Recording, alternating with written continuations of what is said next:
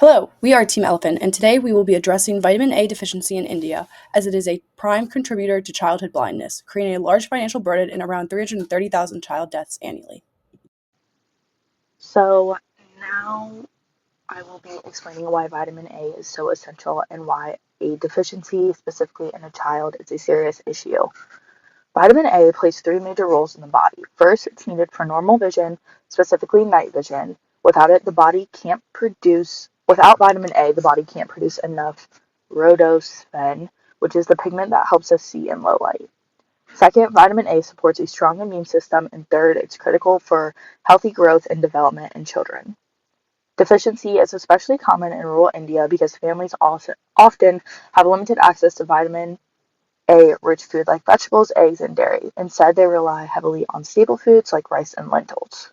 As a result of the diet, the body can't produce enough rhodopsin, leading to night blindness. And further steps will be explained in the journey map later in this presentation. We chose to focus on children because they are the most vulnerable. They have the highest nutritional needs due to their rapid growth and development. They have weaker immune systems and rely completely on caregivers for their food. That makes them the group most at risk for vitamin A deficiency and severe consequences, including potential permanent blindness.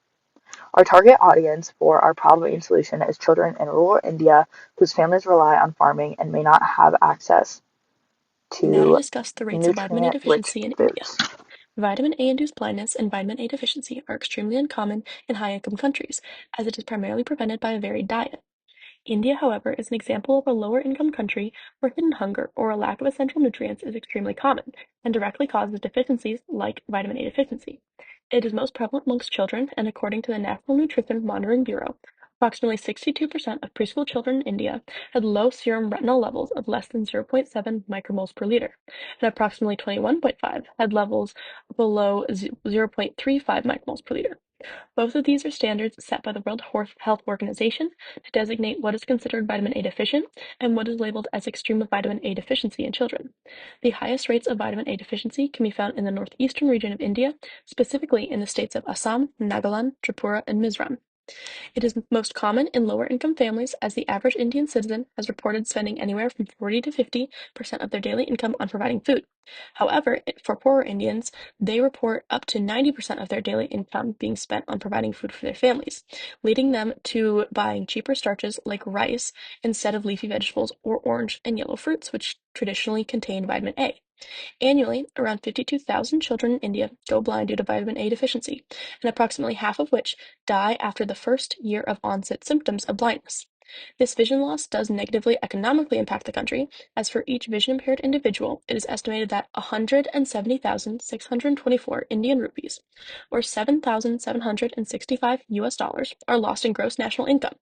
This means that for every year that Indian children lose their vision due to vitamin A deficiency, an additional 8.87 billion Indian rupees are lost to the burden of their preventable disabilities. Let me walk you through this journey map showing how vitamin A deficiency can lead to childhood blindness. The top left-hand corner, we start with a young child living in a rural village. Their daily diet is made up of mostly simple staple foods like unfortified rice and beans. While filling, these foods lack essential nutrients, especially vitamin A. Because vitamin A-rich foods like vegetables, eggs, and dairies are limited due to food deserts or unaffordable due to high costs, the child's diet does not provide what their body needs. Moving on, as vitamin A levels drop over time, the first warning sign appears as night blindness. The child begins struggling to see at dusk, but this early symptom often goes unnoticed by families or caregivers. In the top right-hand corner, we see bitted spots. These white foamy patches on the eye are a signal to worsening deficiency. This is the chance to intervene with prevention. If the prevention is missed, it's a critical turning point. The child progresses to severe cornea damage where the eye becomes cloudy and painful. Eventually, this leads to keratomalacia, a rapid softening of the cornea that can cause permanent blindness.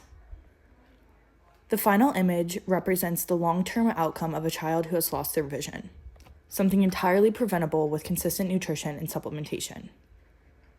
This journey map shows how everyday barriers like poverty, limited diet, and gaps in healthcare access can combine to create a devastating but preventable outcome for the child. In 1970, the National Program for Prophylaxis Against Blindness Due to Vitamin A Deficiency launched a campaign across India of megadosing 6 to 59-month-old children. This effectively ended blindness, but subclinical vitamin A deficiency persisted, especially in rural areas where most people rely on sustenance farming. Our proposed solution is to introduce fortified foods. Fortification is achieved by genetically modifying the crop to contain more vitamin A than it naturally would, and it can be done on a variety of crops, including peppers, okra, tomatoes, and more.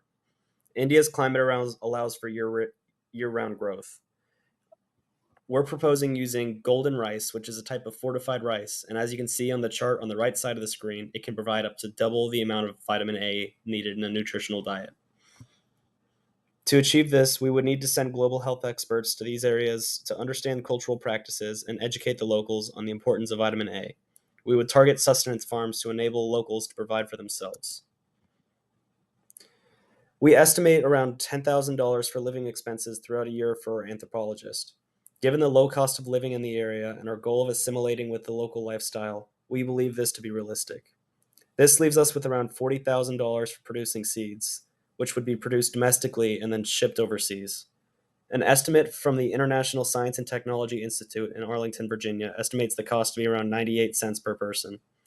Another VAD program in Zambia using fortified maize has similar estimates. This enables us to treat around 40,800 individuals, ideally increasing after the next harvest season. A key goal in helping solve global health problems is to ensure the solution is sustainable and ethical. To maintain these standards, we chose to provide seeds that are not only high in vitamin A, but also are easy to grow and will thrive in rural India's climate.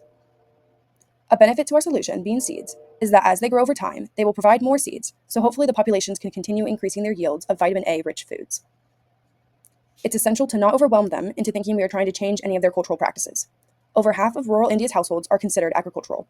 We hope providing them with more seeds wouldn't change their practices, but encourage adding more nutrients into their current ones.